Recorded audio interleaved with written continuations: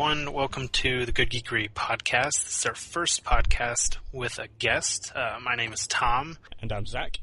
And today we're going to be talking to an artist/animator by the name of Paul.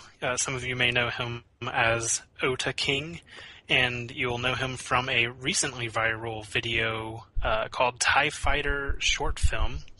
And yeah. Hello, I'm Paul Johnson, and hearing the name said, I should probably have come up with a more catchy name than TIE Fighter short film. Really. Well, you kind of duped me when you did it, because I asked you what it was called, and you said Interdictor. That's why I actually called the piece of music TIE Fighter Interdictor. Oh no, that's a cool title though. That's yeah. fine. So when you released it as short film, I was like, oh right, okay. I should have called it TIE Fighter Interdictor. Well, I mean, it's too late now. We'll call it TIE Fighter Interdictor. Yeah. Let's give it a cool title for this podcast. Yeah, but yeah, it was kind of crazy because obviously it just exploded. I mean, for those of you that don't know, there was a leaked version how was it, like a few years ago? It was a couple of years ago. Yeah. There was a leaked version which was incomplete, and that it was over 2 million views, I think. Yeah, that was a weird feeling. That was definitely a weird feeling, because story behind that is that I shared that with a bunch of people on the Mecha forum on 4chan, which is really small. There's not many people there, so you can share projects you're working on, and share it with people and get feedback and stuff. And it was only really meant to be seen by the few people on there, but somehow the link got out, and suddenly it had like 2 million views, and I was like, what's going on? This is totally unfinished. People are seeing this crappy unfinished stuff. What the hell? Well, I'm still impressed by that. People seem to like it. Absolutely. I was one of those 2 million views back when it leaked, and I had the privilege. Brief shout out quickly to Zach. For those that don't know, Zach is actually the composer of the music and the musician playing the music in the finished version of the film. And I had the pleasure of hearing the original piece while seeing the original animation at the same time. I remember playing the two side by side so that I could get the effect, and it was super cool then. I mean, I'm personally happy that within a very short time span, it kind of exploded and reached more than the 2 million hits that was there before. I think one of our fears was we were kind of worried that as people would have seen the 2-minute leak, they wouldn't be interested by this, so it would kind of fizzle and die. Oh, it didn't do that at all, did it? And I remember actually with this finished product, Paul, I remember reading one of your comments saying, "Oh, well, it was around the 2 million mark," and you said it looks like we're gonna fizzle out around 2.2 million views. Yeah. And today, for those who are aware, it's over 3.4 million views. So, what's your reaction to thinking it's gonna end at 2.2, and then 1.2 million views later, it's like, oh, well, we're still going strong. Well, I think we're going to fizzle out at 3.4 million views. You're only a few thousand from 3.5, so I'll throw that out there. If it reaches 4 million views, I will... Be careful now. Yeah, I'm going to have to live like this on it. I will draw a picture of the main characters eating a cake. And presumably somewhere that everyone can see it, and yeah. Okay, well, you heard it here. You heard it here first. Absolutely. What a sacrifice! What a sacrifice! So you've got to try and get this to over 4 million views, then, so we can see it. Yeah, that's the plan now. Of them eating a cake, because I personally definitely want to see that. Yeah, now that I've said it, I want to draw it now as well. Yeah. Well, 4 million views, we get a picture of the main characters eating a cake. I think there's no better reason to watch a video. Fantastic. So staying on the YouTube track for a second, I don't know if you're aware, there's so many people posting reaction videos to the anime. I don't know. It's how exactly I felt when I was watching it, because the entire time they're either nodding their head and beat and like jamming to the music, or they have these big cheesy childlike grins plastered on their faces, and they're just fixated. They're not commentating. They're not saying, "Oh, this is cool." They're just staring, like a little bit of drool coming down their chin. They are in love with this. So, how does that make you feel, being able to give, so that level of enjoyment to people? I remember because I'm pretty narcissistic, so I've watched them all. I remember when the first reaction video came out from what is it, like Tyrone Magnus or someone? Yeah, I saw. Yep, Tyrone And Magnus. yeah, so I called Zak in. I was like, Zak, come look at this. Someone's done a reaction video, and we watched it. And we were just laughing our asses off at how much fun this guy was having. Yeah. I mean, what struck me is something that you touched on, Tom, which is the fact that he's always talking. He's kind of the entertainment as he reacts to something else. People tune into his channel to watch him react and say stuff. But for this video, for a lot of it, he was just quiet and smiling, and that was really satisfying to see. It's like, he's glued. He's glued. He loves it. Yep. Yeah. I mean, I've never really understood reaction videos before. I was like, why would someone watch someone reacting when they could just watch it themselves? But now I'm completely hypocritical because I'm watching people react to this video that I did, and I'm like, wow, they really like it, and it's not like, I don't feel like I'm not patting myself on the back saying, oh, good job, Johnson, you made such an awesome thing, people really like it. I'm just enjoying the fact that they're enjoying it. Yeah, indeed. And because I can't enjoy it. I spent so long making it that it's just a series of images to me. Like, I can't really enjoy it. So I can enjoy it through other people's eyes, if that doesn't sound massively pretentious. It does sound massively pretentious, doesn't it? Well, no, I don't think so.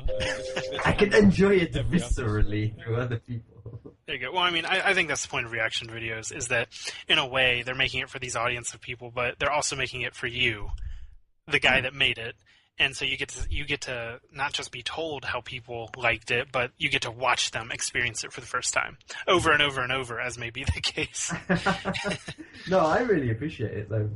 I've watched all the ones that are out, and it's just really nice seeing people really enjoy it. I mean, I don't think it's like self-obsessed and narcissistic, because, I mean, why else do you create something like that? I mean, you could have many reasons to do it, but one of the reasons is to share it. Yeah. Because, to be honest, I think it would be kind of a crime if you created this and just kept it on your hard drive to yourself. Yeah, absolutely. Like, I would be the first in line to arrest you for that. Like, nah. This is too good not to share. Absolutely. Indeed. Well, you mentioned that you don't get as much enjoyment out of watching it anymore because you've stared at it for so long. And so when it first went viral, everyone was like, oh, it took them over 4 years. The magic number seems to be 4 years. So I guess, did it really take you 4 years? Or like, what was that process like over such long, like, how did you do it and stay with it for that long of a period of time? Because I can't imagine staying with one project that long. I think it was 4 years, but it wasn't.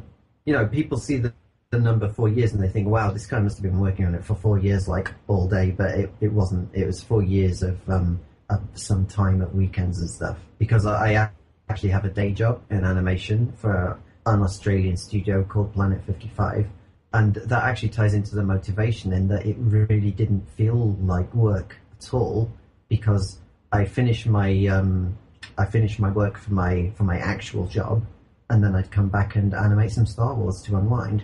So I actually enjoy my day job a lot. I mean, it's a really good job, but to come back and just do something completely on your own is a lot of fun as well. Yeah. But I just didn't get bored of it because, like I said, I finished my work for the day.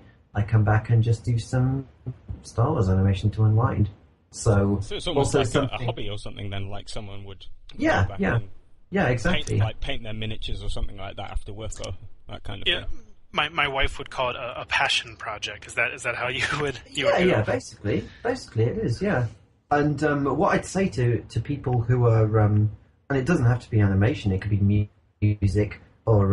just live action filmmaking, anything really, is that if you're going into a project that you're doing on your own, and you're going to probably be spending years doing it, then make sure it's something that you're really interested in, to the point where you're not going to get bored of it 4 years down the line. Yeah. Because a lot of projects stall that way, I think. Yeah, and I think there's so many good ideas out there. They never get a chance to come to fruition because they remain literally half-baked. And people don't follow through with them because, yeah, they, as you say, they either lose interest or motivation or even belief in their own project, I think. So I think this is a really good example of what can happen if you manage to keep the fire burning. It's a labour of love. I was kind of lucky, though, in that, lucky and unlucky in that I was doing it on my own. And you look at indie games and things like that, and bands, for instance. And whenever you get more than one person, suddenly things get much, much more tricky. Like, people will drop out, people will suddenly find that they have something else that they need to do, or they have a kid and they've got to take care of the kid or whatever, various really valid reasons. But it was just me, so the only person who I had to worry about dropping out was myself. Yeah. So I could just get on with it. I could just get on with that without worrying about managing other people or anything. It's kind of swings and roundabouts, really, isn't it? Because if you did have more people, there is no doubt that this could have been completed a lot faster.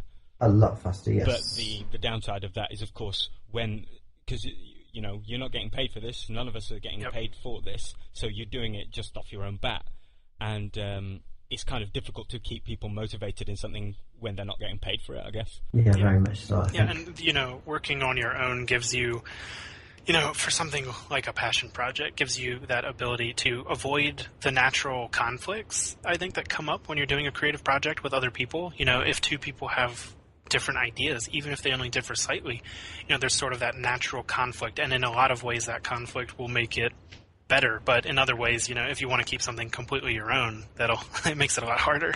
Yeah. Yeah, definitely. I mean, I think you can get that conflict even when two people are very passionate about it as well. Because say they both care about the project equally, but they just think in differing ways. That'll just lead to a series of arguments as well, I suppose. Yeah, absolutely. And I guess you see that a lot in major Hollywood films, where it sounds like it's going to be amazing, a film, at the start when you're following it from its inception, and the final result is just terrible. And then you look into the reasons why. I mean, how could this thing be so bad? It showed all the signs of being amazing when it was on the drawing board, and it's just designed by committee. Everyone had different ideas. Then it went to the advertising people. They had different ideas. Then someone said, hang on, you've done all the effects in practical effects. Like, what was it, the prequel they made to The Thing? Oh, yes. John Carpenter's The Thing, where they spent all that money and time doing the practical special effects, and then someone at the studio goes, oh no, actually, we want you to dump all that, and we're going to do it out of 3D now. We're going to do 3D effects. And it's just like crazy. When so many people get involved, it can really be a case of too many cooks spoiling the broth, I guess. Or just tipping the broth over and scalding everyone with scalding hot broth. Yeah, and nobody wants that. Nobody wants that. Nobody wants that. No one wants scalding hot broth in the face. Yeah. So, do you think you would be motivated to do a project of that scale by yourself again? Yeah. I mean, I'm working on something now. I'm working on my next thing now, and it's not just me. I mean, for this, there was you doing the music. Oh yeah. Towards the end. True. Yeah. So it's not just me on my own. I'm working on a mecha project at the minute, which is kind of like realistic. What information have I written down here? It's kind of like a realistic tank-based one-off 45-minute movie. Very much in the vein of the old OVAs, original video animations that we used to get in anime that have kind of died out now. Yeah. And right. So basically, kind of realistic, or at least as realistic as you can get with giant robots. really. Okay. Because people always say, like, why would you have giant robots when tanks do the same thing? And yeah, I love mechs as much as the next person, but it's kind of a valid point. Right. But I love mechs, so it's basically going to be something like Generation Kill with mechs, I guess. Really, and That sounds awesome. thank you. It probably won't be because with Star Wars. Well, I mean, if your previous videos are anything to go by, I think people might enjoy them a little bit. This is kind of more ambitious though, because with Star Wars it was just, hey, I want to do some cool battle sequences, and I'll just keep animating battle sequences. Originally it was going to be a 20-second opening sequence, and then I just kind of kept expanding it, and in the end it ended up as 7 minutes of just things blowing up. Whereas this has to have a story, and it has to... my friend. Well, yeah, I'm glad you like it. Yeah, and, absolutely. But, this one's going to actually have to have a really tight script, which, fortunately, my friend Ben, who Zach also knows from our time at uni studying Japanese. He was actually, legitimately our senpai. I know that term was hijacked by the internet of late, but... Did senpai notice you? 10 years ago, he was actually our senpai and helped us learn Japanese. Nice. He's also a very, very good writer, so I've handed over script duties to him. So he'll come up with the snappy dialogue. I'll do all the animation. Get Zach to do the music. The guy who did the sound effects for the TIE Fighter animation, he's expressed interest in doing the sound effects for this mech thing.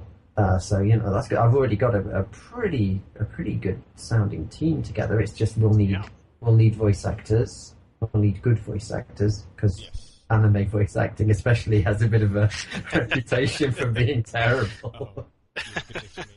Yeah, the same voice actors. By the way, for anyone that's interested, the audio technician was Joseph Laver. Yes. Yeah, Joey did a good job, and I feel kind of bad that the sound mixing was done by me, which is probably the person who knows least about sound mixing, and so I just drowned out his sound effects with Zach's music. No. I mean, and it's all my fault. It's all totally my fault. Blame it on me. I mean, it was interesting because when Paul first asked me to work on this.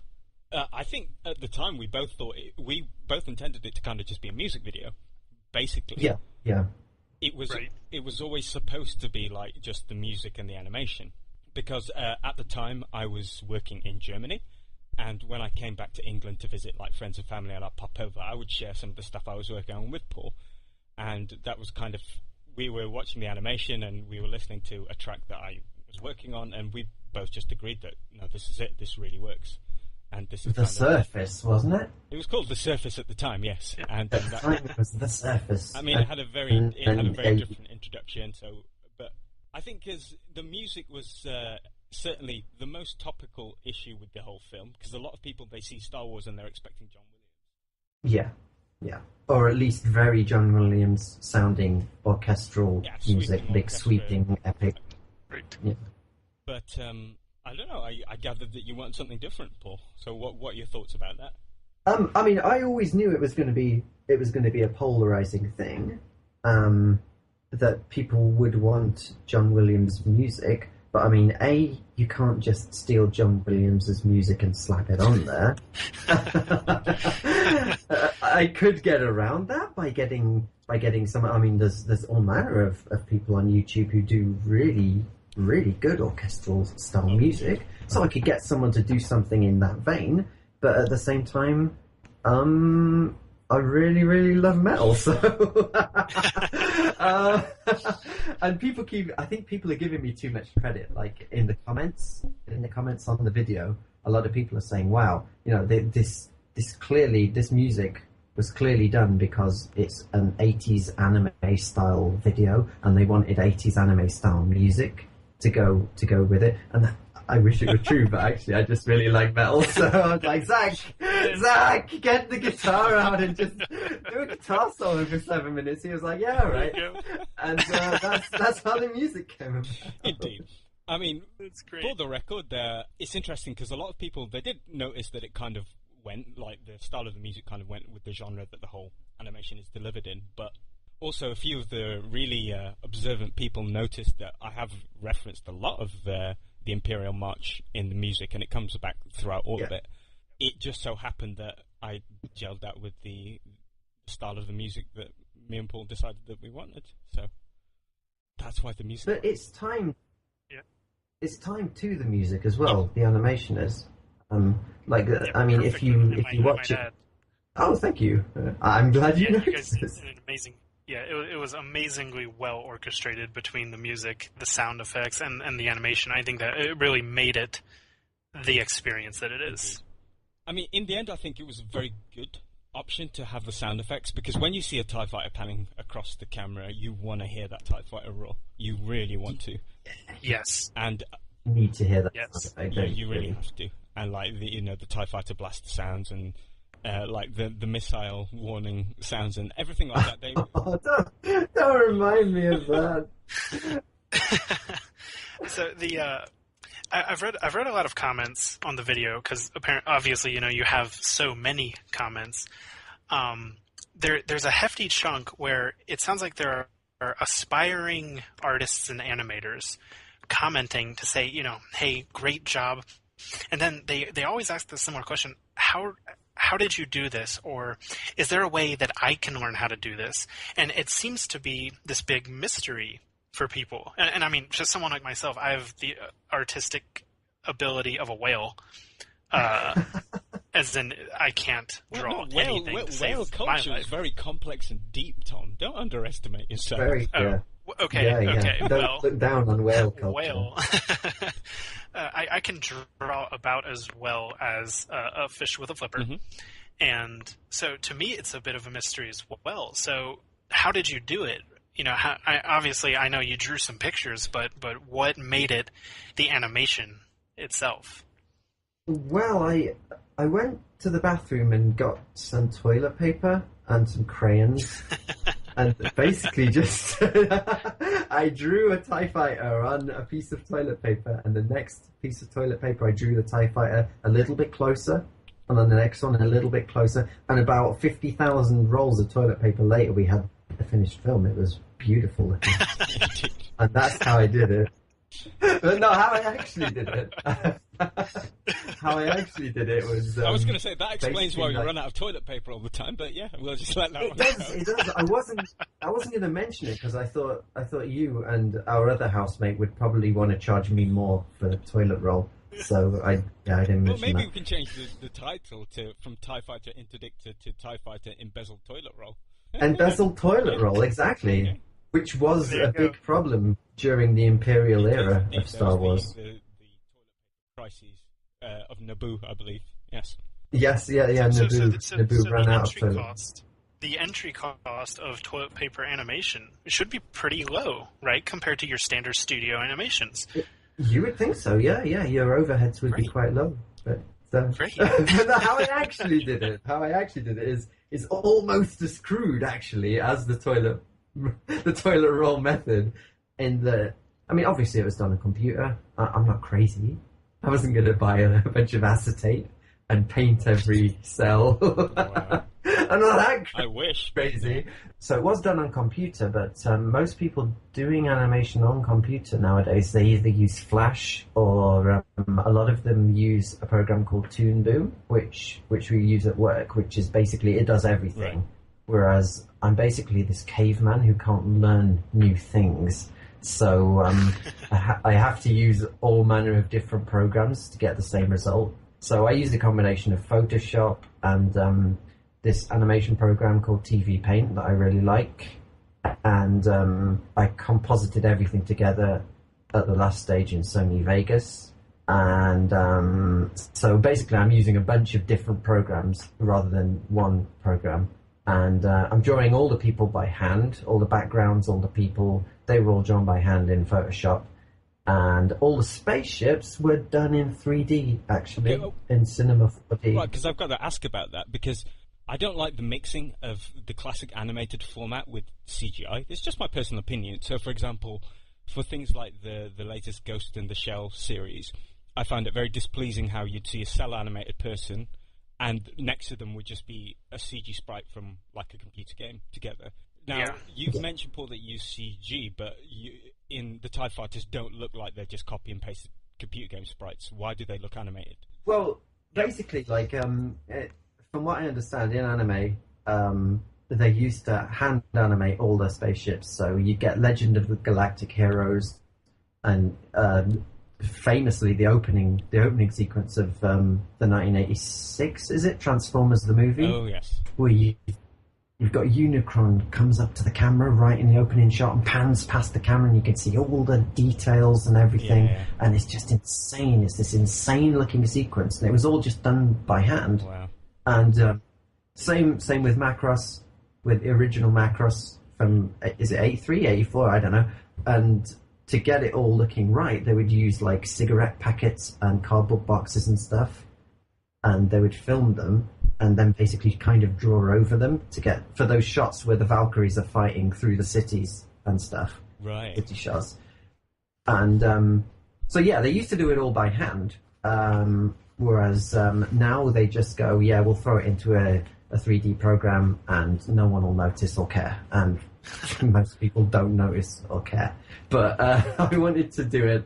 I wanted them to look hand-drawn. So what I did was get 3D models, or get my friend Master Chris to make me some 3D models, and make them pretty simple, because the more detail there is on them, I don't know, I guess it kind of gets a bit technical at this point, but when you're drawing, say, a spaceship coming towards the camera in Legend of the Galactic Heroes, when it's far away from the camera, it's just an outline of a spaceship and it doesn't have much detail on it.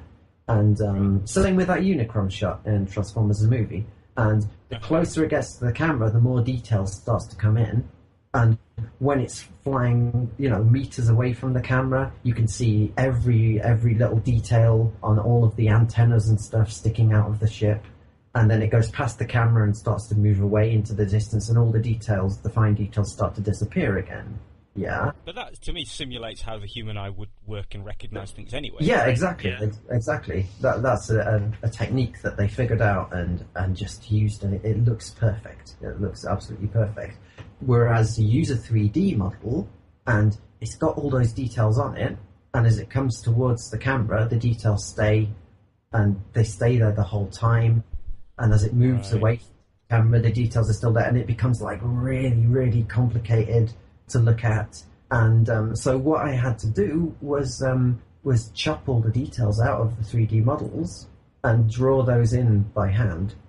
So a lot of the 3D models have been really, really simplified, and then I would literally draw the lines in, draw all the little windows in by hand as it's coming towards the camera, and start phasing them out as it moves away from the camera, so that things don't overload the eye too much. That's really, really fascinating. Because I always never thought of that. Yeah, ever. I mean, because I always thought it just looked better because there was cohesion.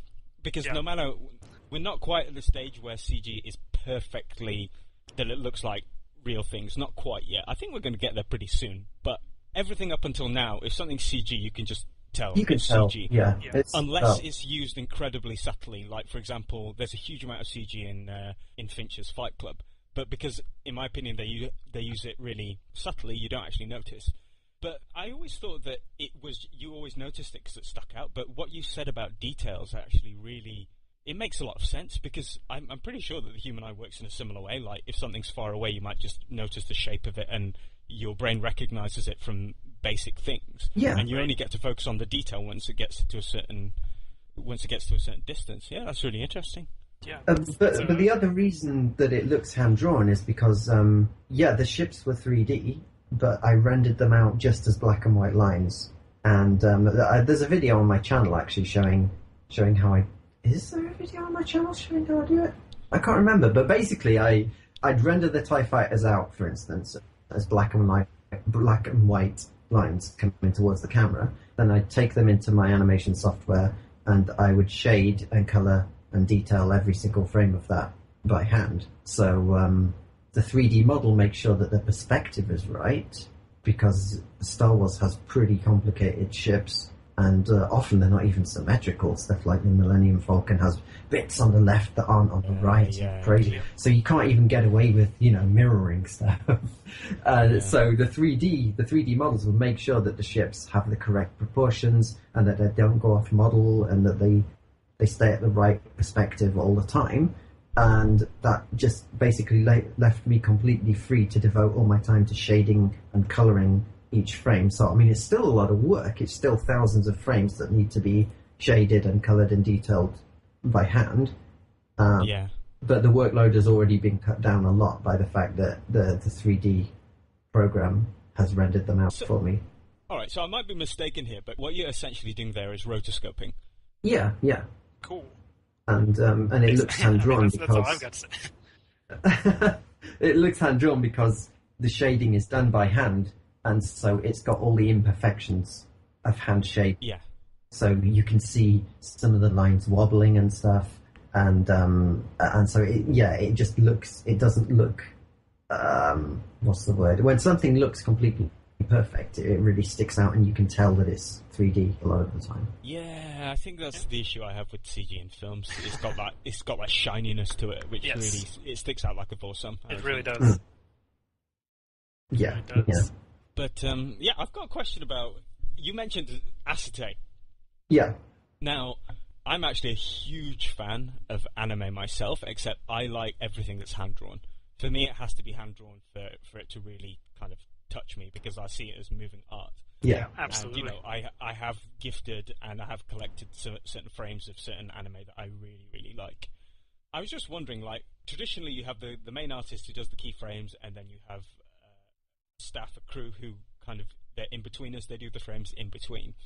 Would you ever want to, or if you had the chance to, would you ever would you like to work with real paints and stuff like that on acetate?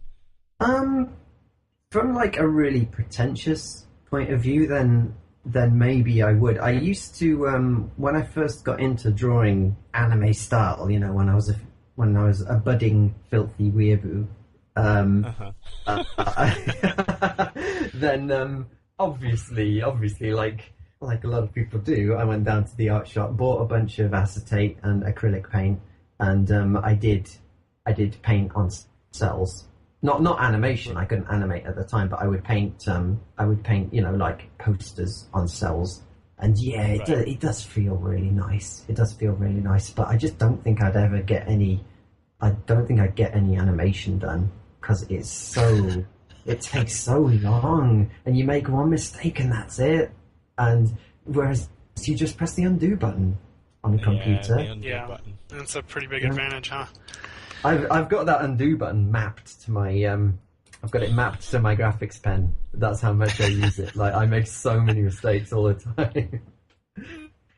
So that's something for the rest of us. Yeah, that is very reassuring, and that's something I think a lot of people don't realize, is that they see your finished product, and it's amazing, and it's, for all intents and purposes, people think of it as perfect, and they don't get to see that process. It's kind of an iterative process, and the people that I think are most familiar with it are the people trying to do it now, the people learning how to do it themselves.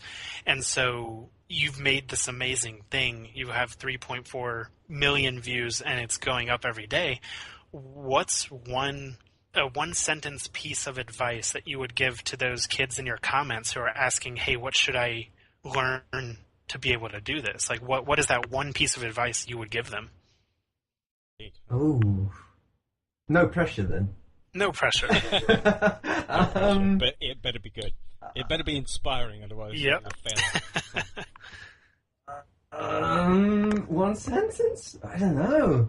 You can have two sentences. Well, what I would say then is don't do what I did, which is animate this thing without studying the basics of animation. I'd say get the Animator's Survival Kit, as a book, and read that and study. You don't need to necessarily go to university for animation. I mean, I didn't, and I've made something that's fairly passable.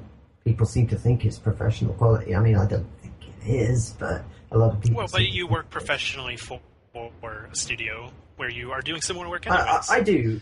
I do, yeah. I'm not actually allowed to say what I do due to NDA, and the project isn't really announced and it's not out and stuff yet. But Indeed.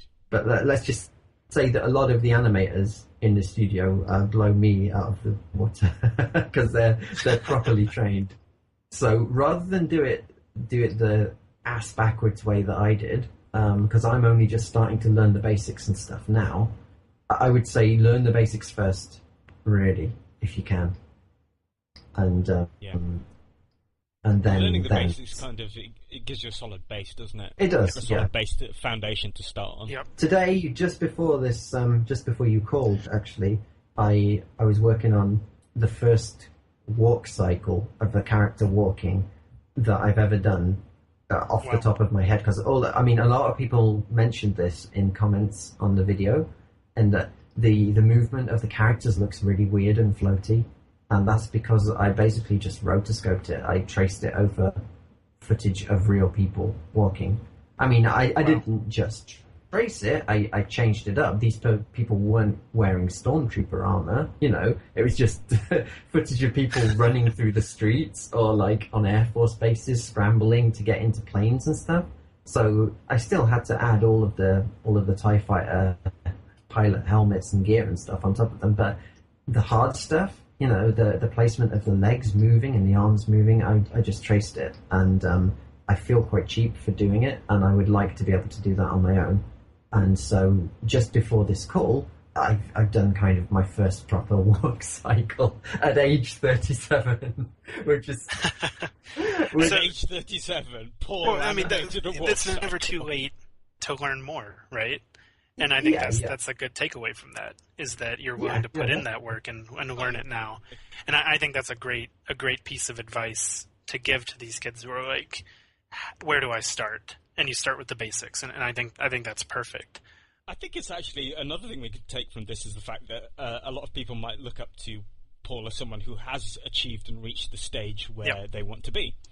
And Paul has just turned around and said, like, before this people call, can't walk. I'm studying and I'm learning. He's studying and learning, and his people can't walk. So I think, maybe another thing we can get from that is just... No, indeed. I've never been to an animation school. I went to art college, and I'm very sorry to all of my teachers there. Because I really did. I wasn't exactly the best student. I'm not exactly classically trained. I pretty much taught myself. And now that it's reached a point where, because you can't teach yourself to do a walk cycle, a realistic-looking walk cycle, whereas there are these people who've written all these books and illustrated these books who will tell you and lay down some really good ground rules for how to do a walk cycle. You can do a really good walk with just 5 keyframes. That's what I learned this week from reading the animator's survival kit, and they look better. They look way better than any walks that I've done before. And people are impressed because I've done all these ships blowing each other up and these like sweeping camera movements and all this kind of stuff. But I don't know. I think a realistic looking walk looks better than that. Looks better than a ship exploding into 20,000 parts. Or at least it's harder to do. Yeah, this is true. Let's put it that way. Yeah, it is hard to do, but because the TIE Fighter, for example, its thrusters are going to say, go forward. It might have verniers or afterburners which can make it rotate and give it mobility, etc. But human beings move in such a different manner. So, for example, you've got a walk cycle. Fair enough, that's your standard walk. Now, how many people do you know that walk in a standard way? If you pay close attention to how people walk, everyone walks slightly differently. And I think that's why it makes a lot of sense to me that it's harder to draw something simple like someone walking than it is to draw like a huge history of a space battle. Just because I think it is a lot more complex. No, indeed. Yeah. And for that reason, I don't think rotoscoping something like that is actually cheating. I mean, I think we've had a conversation about this before, and I'll say it, all the great artists, for all their amazing pieces of artwork, they always work from... There was always life studies they did it on. Like Napoleon on the horse, he was painting from a guy on a horse. He was basically tracing it. He just had the money and influence to have someone else. Indeed, yeah. or for however long it took. So I personally don't. No, think I see what you're saying. I appreciate you both saying that, but at the same time, I would like to be able to do that on my own without, like the animators that I look up to, like people like Peter Chung who did Aeon Flux. He's not rotoscoping. He's just like, he comes into the MTV offices or whatever and goes, right, so this girl comes in here, she does a triple backflip over here, walks down these stairs incredibly realistically, and then pulls out a gun and guns down 20 guys. And he just animates it off the top of his head. And like, I want that skill. So I will. So you have some learning ahead of you. Oh yeah, I definitely got a goal ahead. Yeah, whether or not I'll reach it, who knows? That's fantastic. So we've talked about this briefly, and part of what Good Geekery is about is making a positive difference in the world by leveraging the geek community, whether it's an individual or specific groups within the overall community. And part of the way that we want to do that is to spotlight charities and causes throughout the world and make them kind of our featured charity or cause for a small period of time. So when this podcast releases, we are going to have some featured charities and causes, and each of our guests, that would be you, Paul, gets to say what charity or cause do you want us to feature for a period of 2 weeks and drive donations and support from the geek community that way. Right. Well, I mean, I was having a think about this, and obviously the big one I think is cancer at the moment.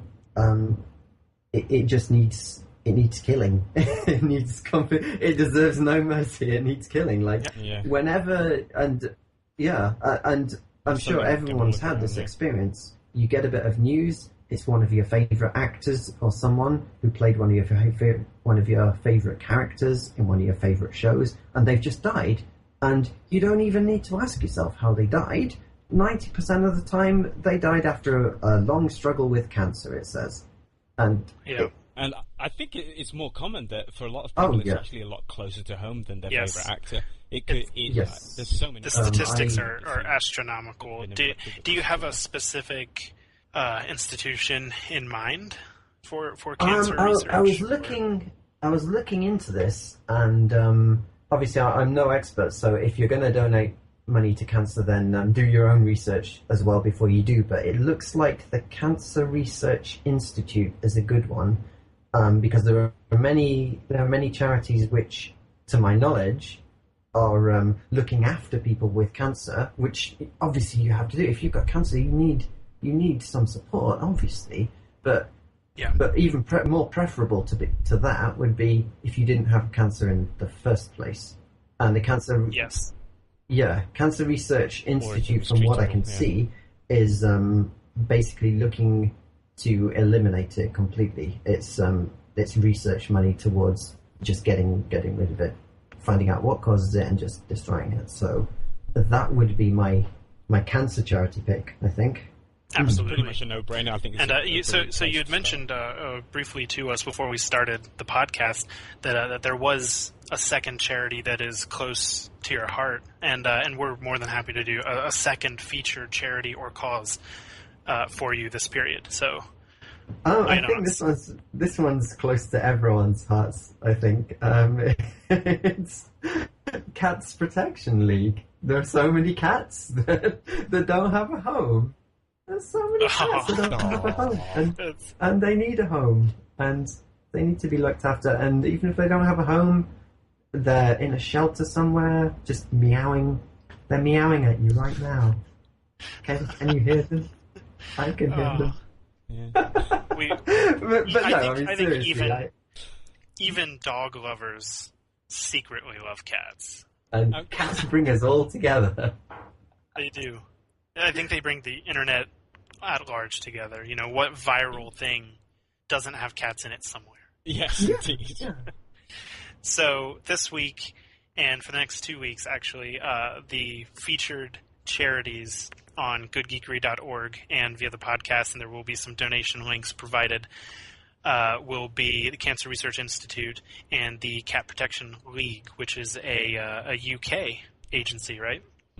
Yes, or if you can find an alternative in your part of the world, then by all means go for that.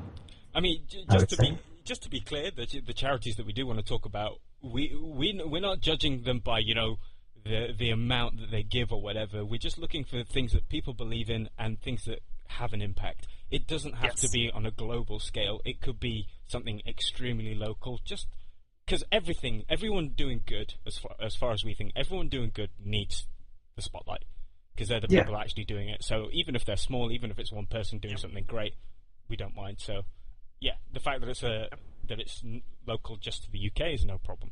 Absolutely. So that kind of wraps us up for this first podcast. So Paul, thanks so much for joining in with us. Thank you. Thank you. It was an absolute pleasure getting that behind-the-scenes look to this amazing short film. And, of course, there will be links provided to the film itself and each of the charities discussed here, and actually a few of the other cool things that we've talked about. You can see, Paul, you have a DeviantArt page, I believe, showcasing some more of your art. I do, and if you go really far back in the gallery, you can see some of my most embarrassing, terrible art from when I could barely even draw. So if you want some encouragement, go and look at that, because it's awful. Fantastic. Well, thank you again, Paul. It was a pleasure having you. Yep. No, thank you for putting up with my ramblings for however long this was. Thanks, Paul. And, everybody, take care.